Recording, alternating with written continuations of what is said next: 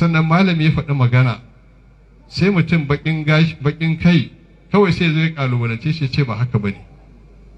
Shekaran jiya na ji wata kalma da aka samu wani malami ya yi dangane da sakin aure.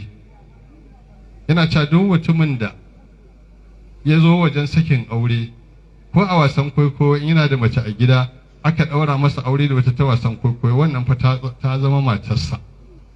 In ya ce ya sake ta saku ta gidan ta saku. Sai mutane suke ta maganganu cewa wai yanzu inda zan ce ni ne sarki na zama sarkin, ce jahilci kenan.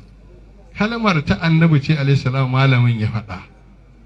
Ilimi shine ka san togaciya, amma jahili kaifi ɗaya ne kurin. Idan aka ce kaza sai ɗauka ba togaciya.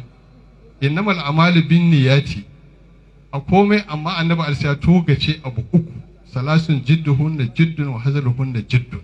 Abu uku in kai da gaske ne, in kai da wasa ma gaske ne. Saboda haka da mutane suna da hankali da tsari, da ya faɗi wannan ba za su dinga ƙalubalanta suna kawo abubuwa ba, sai su yi ƙoƙari su bincike ko a mazauninsa na malami wanda duniya ta yadda malami ne, ba zai faɗi son zuciya a cikin mutane ba. Saboda haka abin da malamin nan ya faɗa gaskiya ya faɗa, gaskiya ya faɗa, daidai ne. Haka annabi alaihi faɗa, ba magana kowa ba ce, ta annabi ce alaihi salam. To ga ce wayannan abun guda uku yi, shi na Umar ya ƙara ɗaya, shine ƴan tabawa.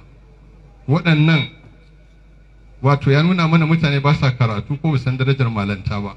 Saboda haka mu mai da hankali mu karatu ko kuma san darajar malamai.